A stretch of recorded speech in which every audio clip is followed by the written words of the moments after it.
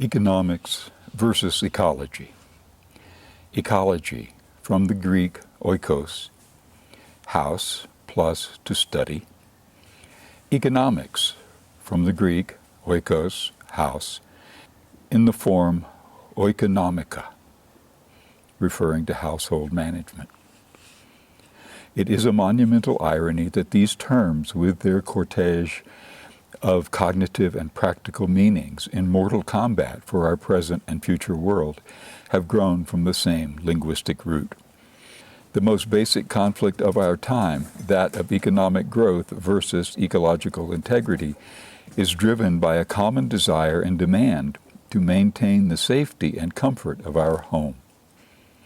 In the most simple and naive consideration, there should be no conflict at all. We all want the same things: sufficiency of sustenance, safety and health, human companionship, and a sense of connection with and comprehension of the activities of the world beyond our direct powers of intervention. And yet, how to meet these goals and maintain the comfort of our home is anything but clear in our hugely complex world. A world where it is possible to live and breathe the air, eat food, and all the rest, while never giving a moment's thought to the primary sources of any of it. A world where all that one has seems to come from economic activity and not from the ecological processes which underlie and sustain all living existence. Learning to navigate the Byzantine mazes of the economic world has become an all-consuming occupation. For those who give it their fullest attention, there is little room left in either the hours of the day or the neurons of the brain to consider other, and I would say deeper, meanings. Yet those who do not give the economic world full attention can only be marginally effective in it, will not be in control of its machinations, and be generally at the mercy of it. This is exactly the same thing that can be said of someone going into true wildlands, fail to give full attention, and be only marginally capable of survival. But there are major differences between the primacy of the ecological order compared to the economic order. Ecologies are foundational. They are the interdependent relationships of hundreds and thousands of species, along with the complete integration of their activities within physical and chemical cycles that allow complex living things to exist on the earth. Atmospheric oxygen, fresh water, fertile soils, consistencies of climate and weather, and many other vital consistencies are the products of functioning ecosystems.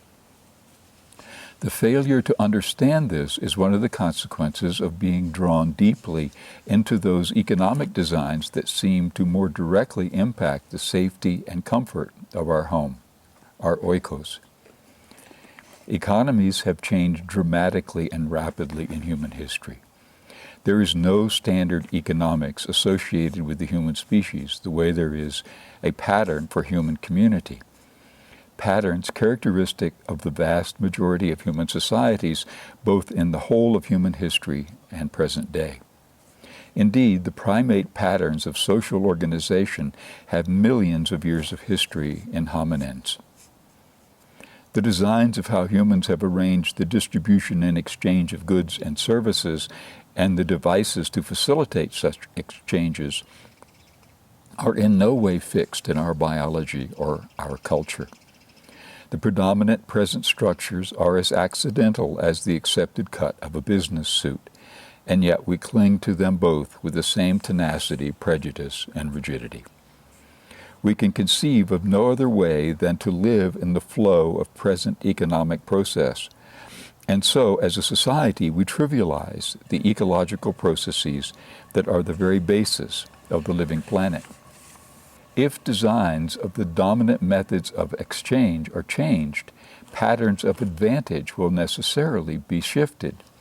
This fact creates powerful forces that argue for maintaining the status quo. The most advantaged usually have the greatest access to the devices of coercion, and so can often convince even the non-advantaged of the primacy and necessity of the existing methods. We are seeing this today in spades. While initially mind-boggling, it is still ultimately understandable. Our daily classical and instrumental conditioning around money-based exchanges is relentless. That the tokens of exchange should become as real, even more real than the food we eat, than the warmth of a home on a cold morning, is easily comprehended when we realize that we have been trained to this reality, from the first purchase of a candy, from the first saving up to get a lusted-for toy, to the social and emotional response of significant others to an increase in salary. A properly trained pigeon or rat will die still pushing a food delivery lever that has ceased to deliver.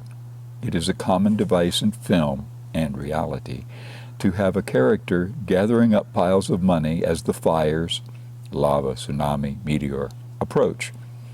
What is not often seen clearly is that many of us try to gather up piles of money while letting the fires of personal, relationship, physical, societal, and ecological destruction rage.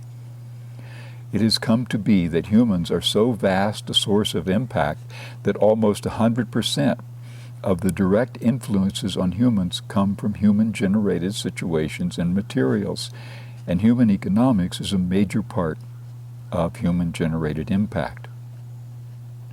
Economics is ultimately what we believe it is. Change the belief, and economics changes. The law of the jungle was never about a real jungle, but is the consequence of human adaptation generating exponential increases in energy availability, exponential increases in both the amounts and variety of materials from which we make exponentially more things. What we call the jungle is really a human response to vast excess and the violence created by the attempts to control our excesses. Real jungles are quite orderly places, albeit dangerous to the uninformed. It has come to be the belief that such material and technological increases represent an absolute positive. It has come to be the instrumental belief that such growth is more important than life. Rational argument against such a belief is nearly impossible when in practice it spawns a monstrous madness and has become murder on a scale without precedent in the Earth's bloody history. But finally, there is no equality in the contest of economics against ecology. One is insanity, the denial of reality, and the other is the Earth's native biology. I hope enough of us realize it before we so damage ecosystems that extinction events begin to cascade.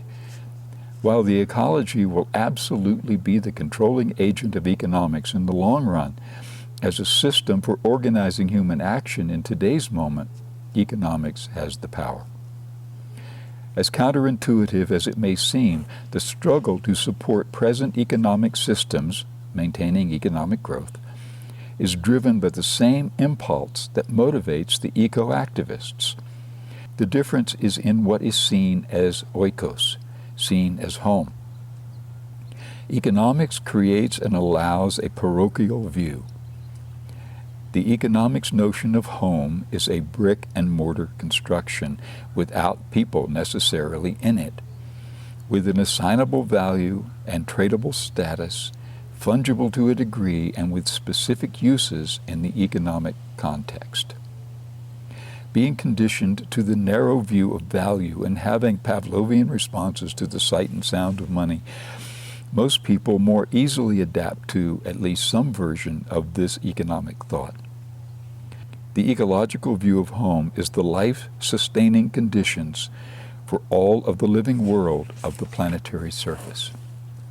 Economic activity has always damaged the ecology. Ecological preservation must inhibit economic activity. In purporting to be the sober arbiter of messy human habits, economics leaves out the actual origin of both the habits and the substrate upon which our very existence depends. It is now time to begin to know better, time to take what we have learned and use it. We are one species among millions. We have great and terrible powers that must be brought under some effective control. Our human actions will so compromise biophysical systems that maintaining vital environmental stabilities will be in doubt. Understanding ecological realities should inhibit economics. It has always done until now, when we are told that economic realities are more important than life itself. This is a struggle at its beginning, and yet it is nearly over. It is time for revolution, but of a new sort, one that we do not even realize. It will burst upon us of a sudden. It cannot come soon enough. And a final note, this is, of course, a fool's errand. Really no contest at all. The ecology of the Earth stabilized following the total freezing of the Earth's surface 700 or 800 million years ago, stabilized again following the Permian extinction, and will stabilize after the human industrial extinction to which we presently contribute. That our species, with the hugely powerful, uninhibited adaptation of consciousness, can bring so much of the living world to an end is terribly distressing to those who, using the same consciousness, can see it. But the vital arbiter will be evolutionary judgment, functioning as it always has for 4 billion years.